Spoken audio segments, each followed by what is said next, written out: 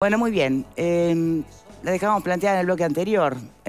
Opiniones, Pepe. Yo creo que primero que nada hay que poner en contexto esos dichos de Benedetti que son de la década del 60, ¿no? Sí. Ayer Adolfo Garcé señalaba que en esa época el sistema político estaba cuestionado por su altísimo nivel de corrupción, precisamente. Bueno, él entendía además que eso fue una de las causas del golpe de Estado, puede ser una mirada compartible o no, pero me parece que es interesante ponerlo en ese contexto donde había un Uruguay que se movía a un ritmo muchísimo más lento, donde todo era bastante más complejo, había muchísimo más ruido de mate en ese momento que el que puede haber hoy, parafraseando lo que decía el periodista estadounidense. Y me parece además que también hay una característica del pueblo uruguayo, porque a diferencia, por ejemplo, de los escandinavos, en el caso de Dinamarca, se podría poner un ejemplo banal, pero que de alguna manera marca lo que es esa ciudadanía, aquello de que nadie se tomaría un tren o un ómnibus sin pagar el boleto, ¿no? Es como inherente ese tipo de situaciones. Y acá me parece que no va por ahí, va por una cuestión quizás que venga de esa historia reciente de nuestro país con respecto a la civilidad, a que hay cosas que no están bien vistas, lo cual no quiere decir que no haya corrupción. Porque también en Dinamarca, y estaba leyendo que el 28% de los empresarios admiten haber realizado algún tipo de soborno. O sea que también se admite que hay corrupción, pero claro, está o más controlada, más penalizada, menos vista como una viveza desde el punto de vista de la sociedad. Hay más condena social, digamos. Hay más condena social y más organismos de contralor trabajando. Porque en definitiva parte por ahí. ¿Cómo obtenemos la trazabilidad de la corrupción si no es a través de un organismo que se dediquen a controlar? O sea, combatir algo que no sabemos de dónde viene es muy difícil. Me parece que la mirada del país de la cola de paja cabe, pero ubicándola en el contexto histórico, ¿no? Bien, por pensar en algo bien fresquito, la Intendencia Artigas, este caso. Lo hablábamos ayer. ¿Es corrupción? Y sí. Si se confirma, sí. A mí me gustaba marcar algunos, ¿no? Trayendo un poco el informe y el tema del bloque pasado, marcar, por ejemplo, 3 cosas que se decían, ¿no? Una es esta, de naturalizar, me parece que es la palabra, cuando se naturaliza, cuando parece, ¿no? Que bueno, que es algo con lo que no se puede luchar. Ese es uno de los primeros problemas que hay, ¿no? Claro, esta muestra tenemos muchísimas. Después el tema de los ataques al Poder Judicial, ¿no? Bueno, un Poder Judicial ese punto es interesante que lo traiga. Claro, es algo que ha estado en tela de juicio, ¿no? Con de repente intromisiones. Cuando se cuestiona demasiado a la justicia o cuando se judicializa en exceso temas que por ahí podrían quedar o resolverse en el ámbito político. La casuística, por eso. Y después para terminar lo que venía, el tema de la prensa y de las comunicaciones también, ¿no? La libertad de prensa y comunicación. Todas esas cosas son cosas que hay que tener en cuenta para hacer estas mediciones de este tipo de cosas. Después lo otro que dice el informe que es bastante rescatable, ¿no? Y que por lo menos, más allá de rescatable, sino hay que prestarle mucha atención, es todos los países de América Latina están por debajo de 50, o sea que hay más corrupción, percepción de más corrupción de que no. Y lo otro es que hay 2 países que llaman la atención, que son Reino Unido, más que un país, Reino Unido y Brasil, a los que el informe dice que hay que prestar especial atención, porque han descendido, ¿no? Se marca un organismo internacional, ¿no? Que dice que no es una fuerza política de un país vecino, ¿no? Es un organismo internacional que marca cómo durante el gobierno de Bolsonaro se dejaron de lado muchos de los marcos que Brasil le había tomado institucionalmente como para defender esas denuncias de corrupción, ¿no? Sabrán lo que es Odebrecht, Lavallato, todo ese tipo de datos. Entonces ahí me parece que son grandes países, son otro tipo también de estructuras las que se dan, ¿no? En las negociaciones y todo, que hacen que los países tengan una dificultad. Pero mencionaste casos que fueron del gobierno de Lula. Sí, por eso digo que en realidad, a razón de esos casos, se tomaron ciertos marcos y con el gobierno propio de Bolsonaro eso se desmanteló. Se flexibilizó. Son contradicciones que uno dice, ¿no? Si tan interés había en luchar contra ciertas situaciones que no pueden acontecer, o si en realidad lo que hubo también fueron ataques al Poder Judicial y un montón, ¿no? O sea, ahí es a lo que voy marcando todas estas cosas, es que para hacer un análisis de esto tenemos que tomar en cuenta todas estas variables, no solamente político y por ser político la administración central, digamos, como administración pública, sino también la libertad de prensa, el tema de la comunicación, los ataques a la independencia de los poderes. Eso va por ahí. Sí, perdón, Fernanda, ¿querías No, decir sí, algo? no quiero volver al bloque anterior, pero volviendo a hacer referencia al tema del cuestionamiento de la justicia, yo creo que sí se puede cuestionar a la justicia y que sí se puede cuestionar a la fiscalía. porque podemos estar de acuerdo con los fallos o no, es natural, Bueno, hay que acatarlos. eso es una cosa, ahora, pero sí. yo creo que acá es donde está la clave y que tiene que ver con lo que tú planteaste al principio. Cuestionar se puede naturalmente, acatar hay que acatar siempre. Y lo que no se puede hacer, y menos cuando uno es un actor público, es generalizar. No se puede generalizar y decir que porque un fallo, una cuestión que no nos gustó a un juez, todos los jueces, todo el Poder Judicial, todo Fiscalía... Lo de la justicia Eso creo que ahí sí se convierte en ataque directo. Y como te digo, eso también te digo que es una obligación, porque es una obligación de los actores públicos que dicen tener conocimiento de ciertas causas, denunciar. Porque no hay mejor forma de perfeccionar los sistemas que con la denuncia. Al mal funcionario, estamos hablando ahora en la pausa, el mal funcionario, que seguramente exista, claro que sí, pero es una injusticia decir que todos los funcionarios públicos o que todos los funcionarios del Poder Judicial, anda y denuncialo. Porque la construcción también de ciudadanía y del control de las instituciones públicas se hace mediante la denuncia. Nosotros no podemos. Pepe decía, bueno, ¿cuáles son los mecanismos de Finalmente Contralor? mediante el voto, ¿no? No, ahí mediante está el voto el mayor poder que tiene el eso ciudadano ni que hablar, para establecer parámetros. Pero cada vez que se señalan cuestiones de corrupción o cuestiones de mal funcionamiento, bueno, la ciudadanía también es parte de esto. Si nosotros no denunciamos al mal funcionario o al mal funcionamiento o lo que sea, las instituciones tampoco tienen mecanismo de purificar a eso que está funcionando mal. Entonces yo tampoco estoy dispuesta a decir que todo funciona mal y que Uruguay es el país de los garroneros y que... No, cero dispuesta a eso porque yo tengo el compromiso de cada vez que veo funcionando algo mal, ir y denunciarlo. Y creo que si fuera una cultura general, creo que es la mejor forma de controlarlo, que naturalmente van a haber fallas. Fernando. No, yo solo quería hacer una reflexión, parándome sobre la historia contada por Mario Benedetti, El país de la cola de paja, y la corrupción. Porque bien dice el relato del libro, lo que contaban de que una persona que ingresa al Estado va encontrando zona de comodidad y de ahí se queda y pasa el tiempo y empieza a determinadas cosas, a tomarlas como a naturalizar determinadas cosas y determinadas prácticas, y eso se va enquistando y va. Y eso es un poco la historia del Estado. Entonces yo creo que es gran parte de lo que escribió Mario Benedetti ahí, es gran parte de lo que le pasó al Estado.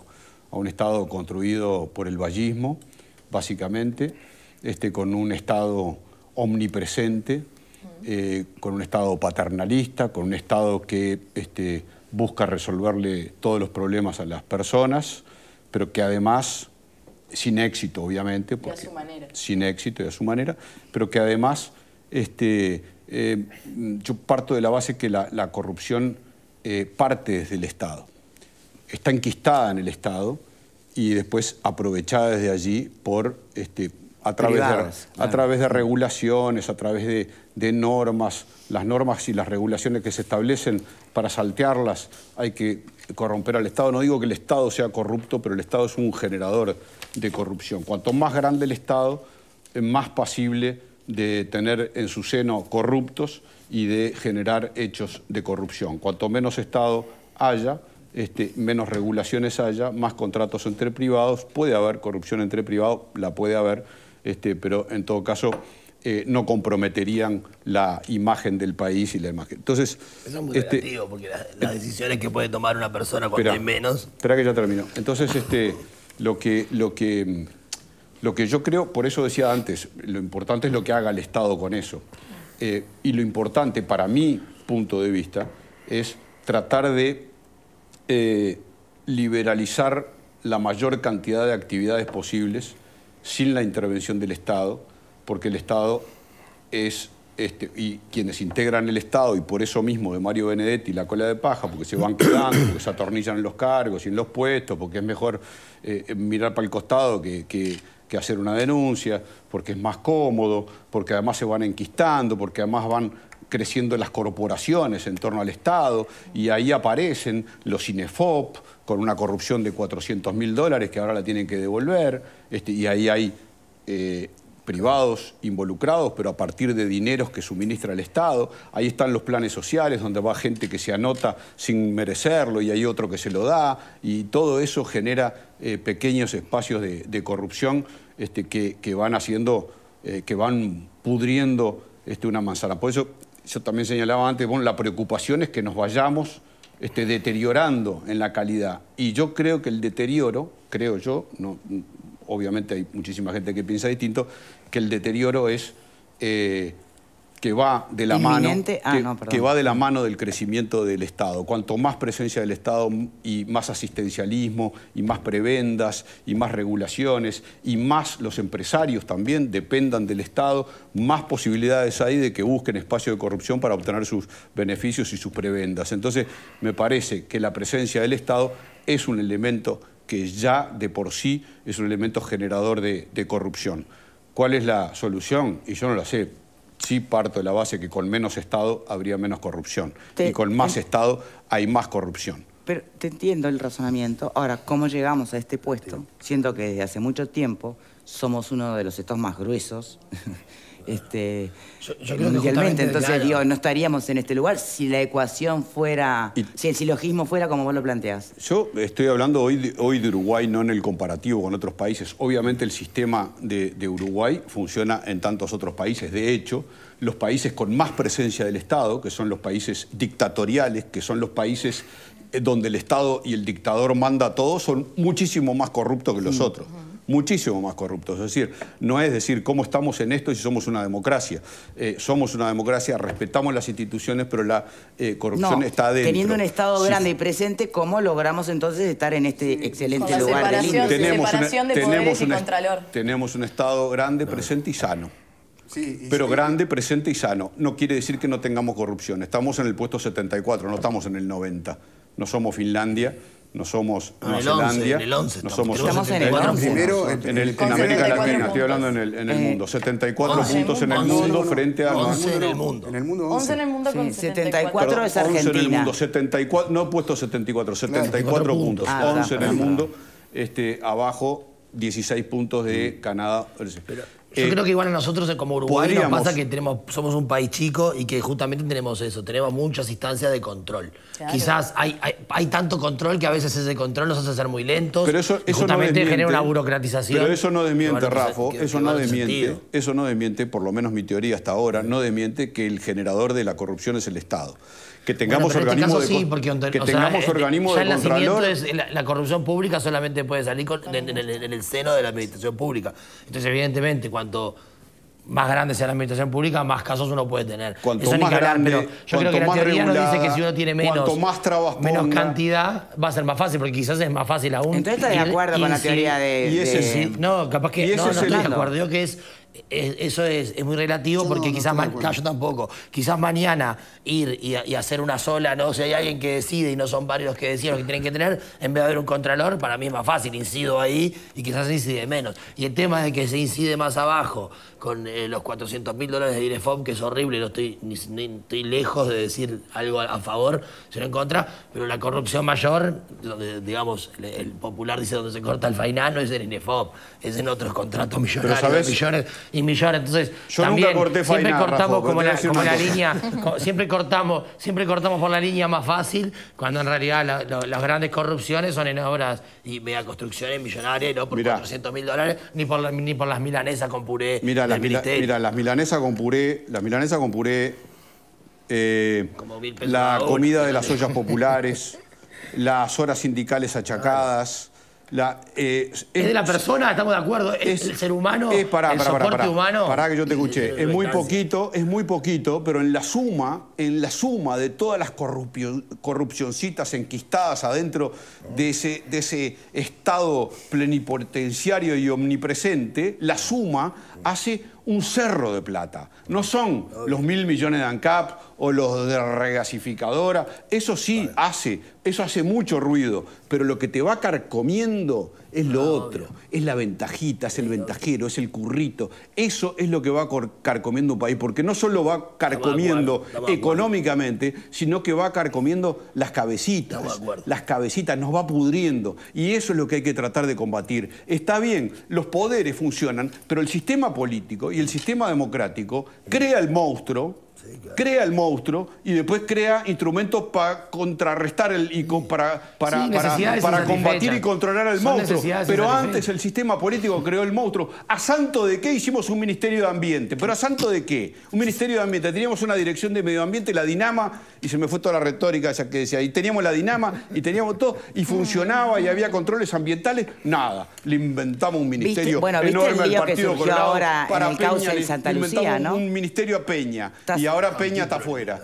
¿Viste justamente lo que apareció ahora, las denuncias por gente, por privados, cambiando el curso del río, talando indiscriminadamente? Hay toda una denuncia que presentó el propio Orsi. Pero también hay de todo, pero hay de todo. Y en la Intendencia de Canelones, que Orsi presenta también, hay el caso de corrupción, hay de todo, pero todo está ahí. Y a mí lo que me da bronca es que el sistema político hace eso.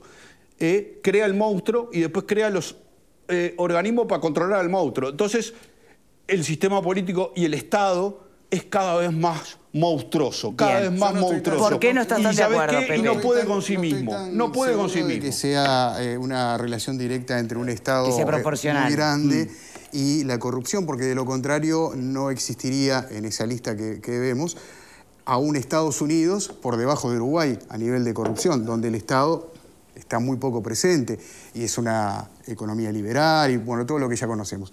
Yo lo que sí creo, Fernando, y ahí voy a lo que vos apuntabas, porque me parece que estás dando en el clavo, pero yo lo estoy viendo de otra manera. Creo que el tema es cuando dentro del Estado, o sea, a través del gobierno, a través de la instancia del Poder Ejecutivo, quien gobierna es un tipo que termina siendo un populista que utiliza los poderes del Estado y del gobierno para obtener dinero en su beneficio o de la gente que lo rodea. Eso es mucho peor, obviamente. Claro, y para mí ese es el gran tema y es lo que en países como Venezuela, Nicaragua, El Salvador, Guatemala, es lo que está ocurriendo.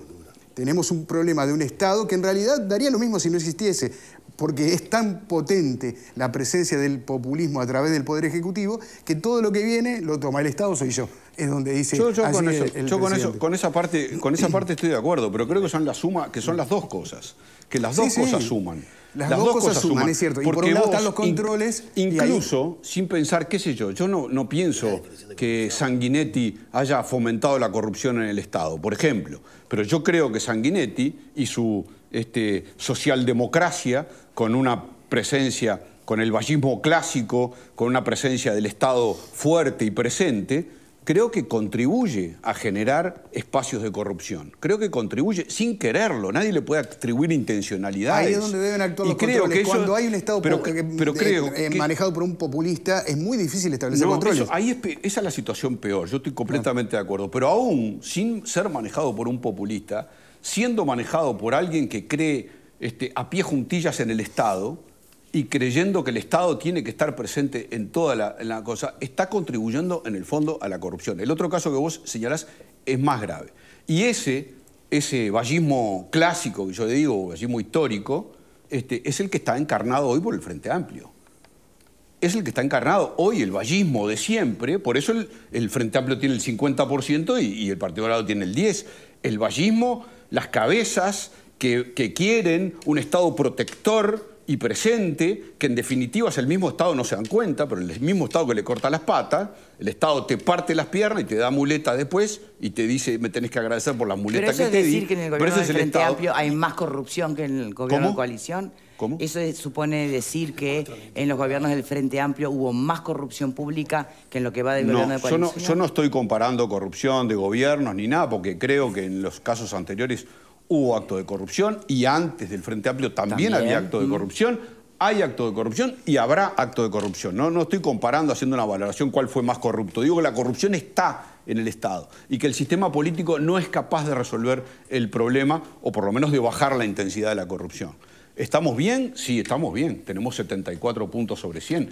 Estamos 11 en el mundo, decían. Estamos a nivel de Canadá. Estamos bien. Estamos bien, pero podríamos estar mucho mejor. Somos un país de 3 millones y medio. Somos gran presencia estatal. Somos un país de 3 millones y medio de habitantes. 3 millones y medio de habitantes. No podemos, no podemos con la corrupción. No podemos con la droga. No podemos con el hambre infantil, no podemos con la pobreza, no podemos con nada y somos 3,5 millones. ¿Qué están haciendo? Esto no es contra el frente, contra los blancos, los colorados, los cabildantes, no es contra nadie, es contra el sistema. Es contra el sistema, es con ellos, contra ellos, que son los que generan el monstruo, sin resolver los problemas. Cada vez más monstruo, los problemas son los mismos y nos jactamos y nos golpeamos en el pecho porque tenemos 74 puntos. ¡Qué bien que estamos! ¡Qué bien que estamos! Anda a decirle al 20% de niños que tienen, no de nutrición, pero que están en la pobreza infantil. Anda a decirle qué bien que estamos. No somos corruptos, estamos bárbaros. En el país donde la gauchada está bien vista, también me parece que hay una lectura equivocada, porque en definitiva son hechos de corrupción, pero está bien vista. Es la gauchada, es el pasame tu tarjetita era antes, ahora es yo te coloco en tal lado. Ese tipo de gauchada de la cual hablábamos también ayer, que muchas veces se podía interpretar así con lo que está ocurriendo en Artigas, producto de todavía una investigación, pero comento lo que sé hasta el momento. Muchas veces, porque vos estabas ayer, ¿no? ¿Sí? ¿Estabas ayer? Sí. Cuando vos decías, ¿y por qué lo votan? O no sé si eras vos que lo decías, pero ¿por qué lo votan? Y claro, porque es la percepción esa de que es un gaucho. Es un gaucho que nos da una mano. Sí, hablábamos de eso. No sé si fui... No creo que haya sido. Pero bueno, capaz que era otro compañero. De todas maneras, me parece que esa percepción es equivocada. Creo que fue Garcés, porque en definitiva la gauchada... Para sacarlo de acá creo que fue Garcés. Pero la gauchada siempre es la herramienta que utilizan los que están... Sí, claro. En todas las áreas, también en el mundo narco. Pablo Escobar no hizo un montón de gauchadas y por eso lo querían en su lugar de origen. Pero para mí el tema... La gauchada para mí el tema es cultural. Herramienta de doble filo. Pero no es solo del caudillo, es tema cultural de todos. Porque si vos necesitas resolver un tema, vas a buscar al gaucho que te lo vaya a resolver. Todo el mundo busca a ver a quién conozco, en dónde, a ver si me puede resolver este temita. Y eso, mirá lo que decía recién. Eso es cultural, eso es de la cabeza. No vas por derecha a resolver el problema. Si podés evadir un radar y zafar de una multa, o si podés... Eso no es propio del caudillo, dice Fernanda. Eso es de la cabeza. Sí, no, porque... ¿Estás de acuerdo entonces con que no necesariamente hay que...? No, porque hay un sector de la sociedad uruguaya que tiene como un tema contra los caudillos y que se dedica a atacarlos sistemáticamente y yo creo que... Caudillo político, no caudillo blanco ni político. No es necesario. Caudillo que va, claro. No es necesario específicamente... ¿A qué te estás refiriendo? Dilo. A eso, lo que dije. Que no estoy de acuerdo con que siempre se ataque la figura de... De los intendentes que están hace mucho rato y que tienen muchos votos. No, pero ¿por qué además también se golpea la puerta del intendente? Porque lo decía Fernando y creo que lo decía Pepe, quizá no es en la percepción de que estoy haciendo algo mal, sino porque es la cara del Estado más cerca que yo tengo y tengo un problema y necesito que me lo solucionen. Es muy cercano también, acá se da que lo mismo pasa con los alcaldes, lo mismo pasa con los ediles, o sea, no hay que poner...